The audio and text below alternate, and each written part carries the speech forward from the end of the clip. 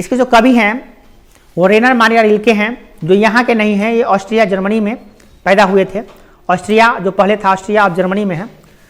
तो इनका जन्म जो हुआ था अपने देश का है, ये नहीं विदेशी कवि हैं।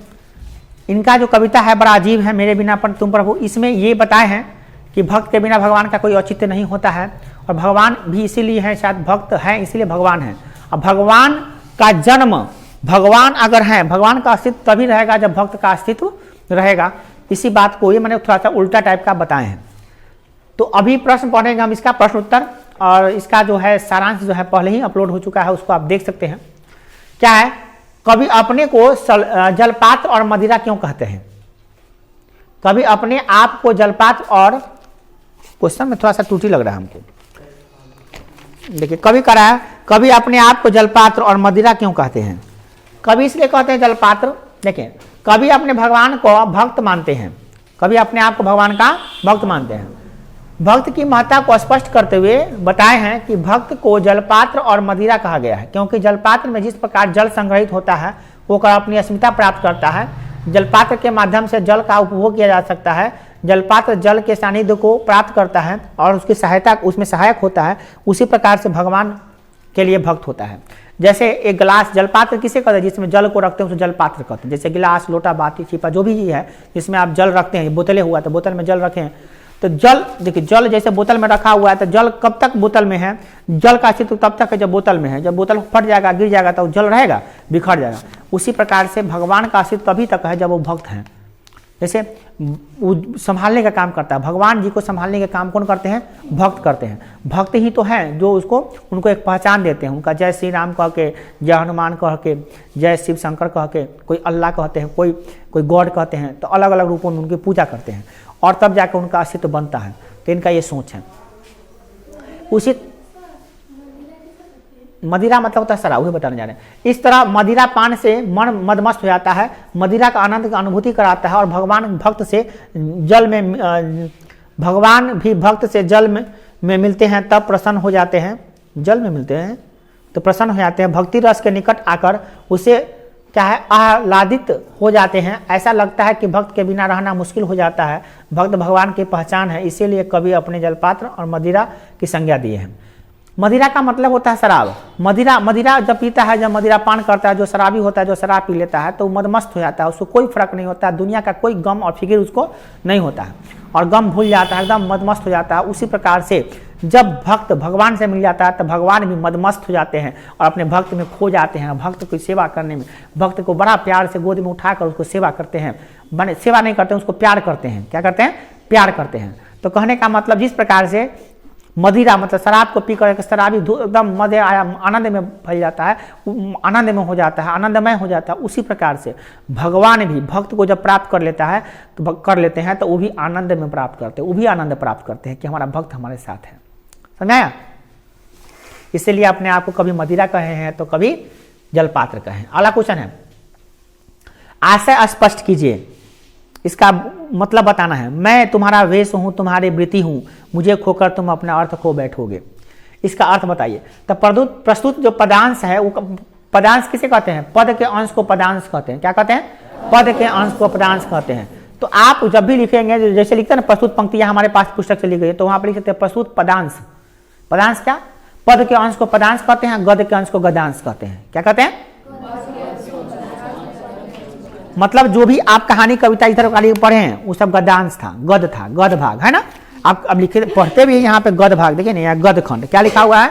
गद खंड। आई का है काव्य खंड। काव्य खंड को पद खंड भी कहते हैं। क्या कहते हैं? पद खंड भी कहते हैं। तो अभी आप पढ़ रहे हैं पद खंड यानी काव्य खंड। तो पद के अंश को क्या कहते हैं? पदांश कहते हैं। कविता के कोई भी भाग रहेगा, कोई भी लाइन रहेगा, उसे आप वाक्य न लिखकर पदांश लिख सकते हैं। याद रहेगा? तो आप पदांश भी लिख सकते हैं। तो ये पदांश के माध्यम से कवि क्या कहते हैं? भगवान के वास्तविक स्वर भक्त में है। भक्त भगवान का सब कुछ है। भक्त क्या है? भगवान का सब कुछ है। भगवान माने भक्त के बिना कुछ है ही नहीं है, यूं कह लो, है ना। भगवान का रूप, वेश, रंग, कार्य सब भक्त ही तो निहित करते हैं, भक्त में ही तो निहित है। ये भक्त जो है भगवान का ही तो रूप है। भगवान ने तो भगवान का रूप, रंग सब कौन दिए हैं? भक्त ही तो दिए हैं। कि हनुमान जी का गदा है, पूंछ है, कौन बनाया है? भक्त ही ने बनाए हैं। भक्ति तो इसका रूप दिए हैं, राम जी धनुष रखे हुए हैं, सीता मैया है, ये है। अगर भक्त ही कोई नहीं रहता तो क्या राम जी को कोई कहता जय श्री राम, ओम नमः शिवाय, कोई कहता? भक्त है तभी जय जयकारा है चारों तरफ। 22 जनवरी को तो इतना जय श्री राम का नारा लगेगा कि पूरा अयोध्या का आवाज हिंदुस्तान के पूरा गली गली तक पहुंच जाएगा। एकदम भयंकर व्यवस्था की गई है। 1008 स्पेशल ट्रेनें चलाई जा रही है वहाँ तक जाने का। अयोध्या में 22 तारीख उद्घाटन है, लोग पहुंचना शुरू कर दिया। 10 तारीख से ही पहुंचना शुरू कर देगा। जनवरी में 1 तारीख से ही पहुंचना शुरू कर दे रहा है कितना आदमी। खाने रहने पीने का पूरा एकदम फ्री प्रबंध है, पूरा प्रबंध किया गया है। पूरा अयोध्या के गली गली को सजा दिया गया है एकदम। पूरा रामलला की जो वैसन भक्त भव्य उद्घाटन होने जा रहा है कि हिंदुस्तान में आज तक वैसे मंदिर का उद्घाटन कभी नहीं हुआ था। पूरा मंदिर को किले में तब्दील कर दिया गया है। एक परिंदा भी पर नहीं मार सकता वहां पे, पूरा सिस्टमेटिक ढंग से। जिसपे तो को शक होगा तुरंत जेल के अंदर। योगी जी का राज है अयोध्या में, तो को शक हुआ, सस्पेंस हुआ, तुरंत राम मंदिर बन रहा। कितना का दिमाग में खटक रहा है वो, कोई ठीक नहीं है। एक पर एक चीज, सोना चांदी का खैर भरमारे पड़ा हुआ है।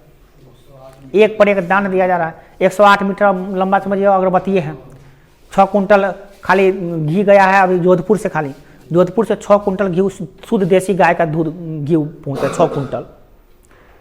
भयंकर भयंकर प्रसाद, एकदम रंग बिरंग का प्रसाद बना। इतना कितना हजार हवन कुंड बनाया गया है। साधु संत बैरागी पूरा एक्टर भी आ रहे हैं। उनमें 25 को एक्टर का नाम दिया गया है। हीरो हीरोइन सब आ रहा है उसमें। राजनेता, नेता, प्रधानमंत्री, मुख्यमंत्री सब प्रेजेंट हो रहे हैं उनमें। भव्य स्वागत होने वाला है रामलला का एकदम। ऐसा ऐतिहासिक होगा, अपने हिंदुस्तान में नहीं पूरे विश्व में ऐसा मंदिर का उद्घाटन नहीं हुआ होगा जो मंदिर का उद्घाटन हो जाए। पूरा अयोध्या, पूरा यूपी जगमगा जाए। अयोध्या का तो गली गली चप्पा चप्पा में एकदम तैयारी चल रही है एकदम जबरदस्त। Special railway station, special airport बनाया गया है उनके लिए, रामलला के लिए। सीधे पहुंचे, विदेशों से आकर सीधे लैंडिंग करिएगा, सीधे हवाई अड्डा पर उतरिए, सीधे रामलला के दर्शन होगा। एकदम रोड पे रोड बनाया जा रहा है, कहीं पैदल जाने वाला के लिए, गाड़ी चलने वाला के लिए, गाड़ी पार्किंग के लिए।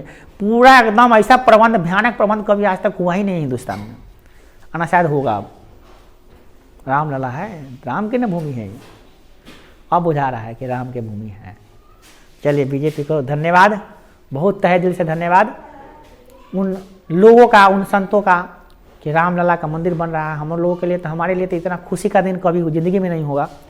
समझिए मेरा बर्थडे का दिन वही दिन होगा। जितना हम अपने बर्थडे में भी खुश नहीं होंगे, मतलब उस दिन हमारा खुशी का ठिकाना नहीं रहेगा। बहुत खुशी, हम बहुत खुश हैं इस बात से। और इसमें एक है नहीं, पूरे देशवासियों का निमंत्रण है। पूरा देशवासी जा सकता है उसमें, पूरे देशवासियों का निमंत्रण मिला है इसमें। पूरा कोई भी धर्म को, हिंदू हो, मुसलमान हो, सिख हो, ईसाई हो, कोई जा सकता है। सारे लोगों का आमंत्रण दिया गया। रामलला का उद्घाटन हो रहा है, कोई दिन भूखा रहने वाला चीज थोड़ी नहीं है। एकदम फ्री ऑफ कॉस्ट खाना पीना सब कुछ खाओ फ्री में। रामलला का प्रसादी ग्रहण करते करते पेट भर जाएगा। तो इतना न बनाया गया व्यवस्था कि तू खाने वाला प्रसाद हो जाएगा, खिलाने वाला प्रसाद नहीं है। और भव्य स्वागत होगा वहाँ पे कि जाएगा सब मुग्ध हो जाएगा एकदम। खुशबू तो इतना आएगा कि पूरा जाते ही खुशबूदार है, खुशबू अगरबत्ती का खुशबू से अब खुश हो जाइएगा। कैसे हो रही रामलला की बात है, बहुत भयंकर। देखिए तो यहाँ पे भगवान क्या कर रहे हैं, यहाँ पे भक्त के माध्यम से ही भगवान को जाना जाता है। मैं जितने भी भगवान का रामलला का वहाँ दर्शन करने जा रहे हैं, वही भक्त लोग साबित करेंगे कि राम जी कितने महान हैं, है ना। कभी कहते हैं कि हे भगवान, मेरा अस्तित्व तुम्हारी पहचान है, मैं हूँ तभी तो तुमको पहचान रहा है लोग। मैंने लोग कैसे जानेंगे आपको जब लोग ही नहीं रहेगा। तो मैं नहीं रहूंगा तो तुम्हारी पहचान भी नहीं रहेगी। अर्थात भक्त से अलग होकर भगवान अर्थ खो बैठेंगे, अपना अर्थ ही खो बैठेंगे, अपना मतलब खो बैठेंगे। भगवान का कोई अस्तित्व ही नहीं रहेगा। सही में इस धरती पर अगर भगवान को याद करने वाले हैं तो कौन है? मनुष्य है। मनुष्य अगर सिर्फ धरती पर से हट जाएगा तो कोई भगवान का नाम लेने वाला, कोई गाय भैंस बैल थोड़ी ना भगवान का नाम ले रहे हैं। जय श्री राम, जय हनुमान, चाहे अल्लाह, ईश्वर कोई बोलता है? कोई बोलने आता है? कौन बोलता है? जो भी है इंसाने बोल रहा है। अगला है शानदार लफ्ज किसका गिर जाएगा? तो कवि के अनुसार भगवत महिमा भक्त के आस्था में निहित होती है। भक्त भगवान के दृढ़ाधार होते हैं, दृढ़ देते हैं, शक्ति देते हैं। लेकिन जब भक्ति रूपी आधार नहीं होगा तो स्वाभाविक है कि भगवान की पहचान भी मिट जाएगा, भगवान का लब्धा अर्थात चोंगा गिर जाएगा। भक्त भगवान की कृपा के पात्र होते हैं। भगवत कृपा दृष्टि भक्त पे पड़ती है। इसीलिए इतना ही नहीं, भगवान अपने भक्तों पर गौरवान्वित होते हैं। भक्त की अस्मिता समाप्त होने पर भगवान का गौरव भी मिट जाएगा और भक्त ही प्रभु का स्वरूप होता है। लब्धा मतलब होता है चोंगा। चोंगा का मतलब होता है पहचान, मेनली पहचान। जैसे कपड़ा होता है, चोंगा मतलब होता है कपड़ा, मगर यहाँ होता है पहचान से। क्या होता है मतलब पहचान। सीधी बात जान लीजिए, भक्त ही नहीं रहेंगे तो भगवान को याद कौन करेंगे, सो बताइए। राम जी बहुत प्रतापी हैं, मर्यादा पुरुषोत्तम राम है, सब जानते हैं, मगर बताने वाले कौन है? मनुष्य। जय जयकार लगाने वाले कौन? मनुष्य। सुनने वाले कौन? मनुष्य। फिर जयकार लगाने वाले कौन? मनुष्य। उसके महिमा गाने वाले कौन? मनुष्य। नाचने वाले झूमने वाले कौन? मनुष्य। यज्ञ हवन कराने वाले कौन? मनुष्य। मनुष्य ही गायब। तो रामलला का कुछ होगा, चाहे कोई भगवान का कुछ, अल्लाह ईश्वर का कुछ होगा, तो मनुष्य की जरूरत है कि नहीं है? कोई भी ईश्वर को मनुष्य की जरूरत है, इसीलिए हम लोग को बनाया ही गया है। ठीक है ना। नेक्स्ट, कवि किसको कैसा सुख देता था? करा है, कवि किसको कैसा सुख देता था? कवि सुख देता, किसको सुख देता? कवि भगवान की कृपा दृष्टि की सैया है। कवि के नरम कोपलों पर जब भगवान की कृपा दृष्टि विश्राम लेती है तब भगवान को सुख मिलता है, आनंद मिलता है। अर्थात भक्त भगवान का कृपा पात्र होता है और भक्त रूपी पात्र को भगवान के सुखी होते हैं। भक्त के द्वारा भगवान हेतु प्रदत्त सुख की चर्चा कवि करते हैं और भक्त के प्रेम वाटिका में सुखद छाया में भगवान को जो सुख मिलता है वही सुख कवि भगवान को देते हैं। कहने का मतलब क्या है? जब भक्त लोग बैठ के जय श्री राम, ओम नमः शिवाय, जय हनुमान, चाहे जय हनुमान ज्ञान गुण सागर, चाहे जो भी अल्लाह जो भी अपना होता है, जो जय may God God bless you, जो भी मैं भगवान होता है, गॉड जी का कीर्तन वर्धन करते हैं, जिस रूप में भी करते हैं, अल्लाह ईश्वर सब भगवान का एक ही रूप होते हैं, ईश्वर एक ही होते हैं, समझ गए ना। उसको अलग अलग रूपों में पूजा जाता है। कोई हिंदू है, कोई मुस्लिम है, कोई सिख है, कोई ईसाई है, सब अपने अपने धर्म की पूजा करते हैं, उसमें कोई गलत नहीं है। कोई अपने धर्म का प्रचार प्रसार करने में भी कोई दिक्कत नहीं है। अब बात को इससे कोई आपत्ति भी नहीं है। आपको जानकर हैरानी होगी कि पूरे अयोध्या में ही, आपको पता नहीं है, जान लीजिए, अयोध्या में ही अपने इंडिया का सबसे बड़ा मस्जिद बनने जा रहा है। यही एक बहुत बड़ी बात है, बहुत बड़ा मस्जिद बनने जा रहा है। और मस्जिद ताजमहल से भी ज़्यादा खूबसूरत होगा। अब बताइए, उस मंदिर का आकार बड़ी विशेष रूप से है, एकदम यूनिक। आज तक वैसा मस्जिद पूरा इंडिया में नहीं, विश्व में नहीं मिलेगा। वो मस्जिद हिंदुस्तान में बनने जा रहा है।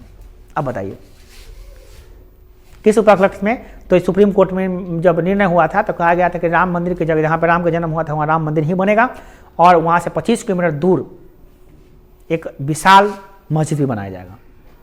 तो हमारा देश इस चीज़ के लिए नहीं करता है कि राम जी का मंदिर बन जाएगा, मस्जिद नहीं बनेगा। नहीं, मंदिर भी बनेगा और मस्जिद भी बनेगा, मगर जहाँ मंदिर बनना चाहिए वहाँ मंदिर बनेगा और जहाँ मस्जिद बनना चाहिए वहीं मस्जिद बनेगा। और दोनों भव्य होगा और दोनों का स्वागत करेगा हिंदुस्तान। समझे? अयोध्या में जितना हिंदू रहते हैं उतना मुसलमान भी रहता है।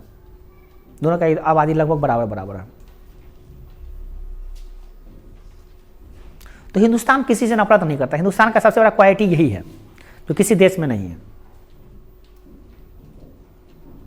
मगर हाँ, एक बात है, रामलला का जहाँ जन्मभूमि है वहाँ तो राम मंदिर नहीं बनेगा और बन भी गया, और ऐसा बनना भी चाहिए था। इसमें किसी को आपत्ति भी नहीं होना चाहिए था। जो आपत्ति करते हैं वो हिंदुस्तान से ठीक से प्रेम नहीं करते, या हिंदुस्तान के इतिहास को नहीं जानते, इसलिए आपत्ति करते हैं। हिंदुओं को कोई आपत्ति नहीं है मस्जिद बनने से, कोई घृणा नहीं हो रहा उसको, और मुसलमानों को भी कोई घृणा नहीं होनी चाहिए राम मंदिर के बनने से।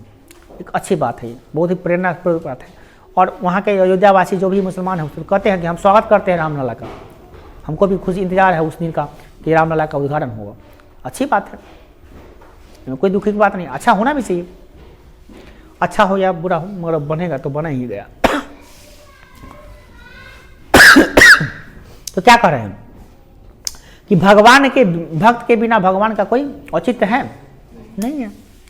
उससे जब भगवान का भक्ति करते हैं ना भक्त बैठ के, तब भगवान बड़ा आनंद की अनुभूति करते हैं। आराम से सैया पर लेट के विष्णु जी चक्र लाते हैं, करते हैं, वो खोए रहते हैं, हंसते हैं, मुस्कुराते हैं।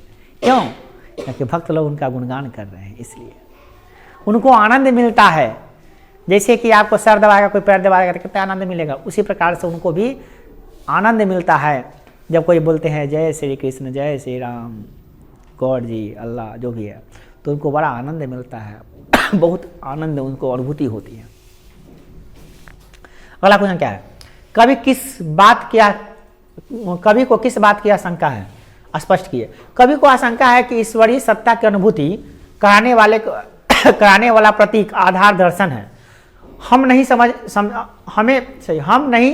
समझना व देना चाहिए। अरे हमें नहीं समझाना व देना चाहिए, क्या लिखा पता नहीं समझ में आ रहा। या भक्त नहीं होगा तब ईश्वर की पहचान किस रूप में होगा? ये बात तो सही है। प्रकृति छवि, मानव के हृदय का प्रेम, दया भगवत स्वरूप है। अच्छा, प्रेम दया की भावना मनुष्य में होनी चाहिए, अच्छी बात है। भक्ति की रस धारा ईश्वरीय सत्ता का परम आनंद का वाहक होता है। ये बात तो सही है कि भक्ति जब हम करते हैं, किसी का भी भक्ति करते हैं तो परम आनंद मिलता है हमको, ये बात सही है। सूर्य की लालिमा सुनसान पर्वत पर, ठंडी पर्वत चट्टाने भगवान के स्वरूप का दर्शन कराता है। सूर्य की लालिमा, सूर्य की रोशनी निकलती है, वो भगवान का स्वरूप होता है। पर्वत जो है वो भी भगवान का स्वरूप होता है, बिल्कुल सही, हम लोग तो सबको मानते हैं, स्वरूप होता है। ये सब नहीं होगा तब परमात्मा का आशय क्या होगा? यही सब तो है जो परमात्मा बुझाता है कि हाँ परमात्मा को सम्मिलन हो पाता है, उन लोगों को देखकर परमात्मा, हमारा आत्मा खुश हो जाता है। मानव किस रूप में ईश्वर को जान सकेगा? इस प्रश्न को लेकर कवि का आशंकित है। कवि को समझ में नहीं आ रहा है कि मानव किस रूप में भगवान को पूजा करेगा। नदी के रूप में, कि सूर्य की रोशनी के रूप में, कि पहाड़ के रूप में, इस रूप में भगवान की पूजा करेगा। यही बात पे आशंका हो रही है। देखिए, अलग अलग दर्शन शास्त्र में अलग अलग लोगों की मान्यता है। कोई पत्थर पूछता है, कोई पेड़ पूछता है, कोई नाग पूछता है ना, कोई गोबर पूछता है, कोई मिट्टी पूछता है, कोई धरती को पूछता है, कोई हल को पूछता है, कोई कलम को पूछता है ना। सबको पूजने का अपना अपना एक तरीका है, और जितना भी पूजे है तो ईश्वर की भक्ति कर रहा है कि नहीं?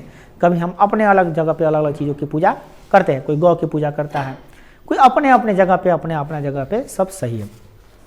पर आशंका है कवि को, कवि किस लोगों को लगता है कि कवि जो है ना, कोई आशंका है कि लोग किस रूप में भगवान की पूजा करेंगे।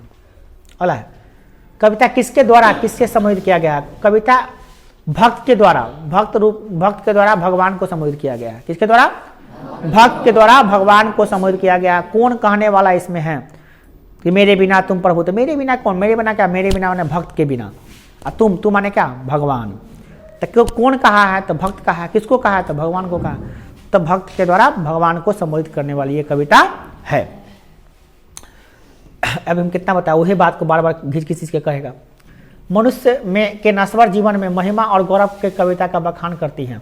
सही में इस कविता में थोड़ा सा हमको देखने को मिला क्या, कि हमेशा तो भगवान का गौरव का बखान किया गया है, और इसमें इंसान के भी गौरव के बखान किया गया है। इसमें लगता है कि ना इंसान भी भगवान के लिए उतना ही जरूरी है जितना भगवान इंसान के लिए जरूरी है। ठीक है ना? हम भगवान के बिना जीवित रह सकते हैं क्या? नहीं रह सकते हैं। भगवान के बिना हम एक पल भी जीवित नहीं रह सकते हैं। भगवान ही हमको हर एक एक पल जीवित रखती है। मगर इस कविता को पढ़ने के बाद एक नया चीज़ समझ में आता है कि भगवान भी हमारे बिना जीवित नहीं रह सकते हैं, क्योंकि हम ही नहीं रहेंगे तो भगवान करेंगे क्या? बेरोजगार हो जाएंगे। तो काम है उनके पास, अभी रोजगार है। जैसे कि हमारा पैर टूट गया तो हम कहें भगवान हमारा पैर ठीक कर दे। मम्मी लोग सब पूजा पाठ करने लगी है, भगवान हमारा पैर ठीक कर दे बउआ के, है ना?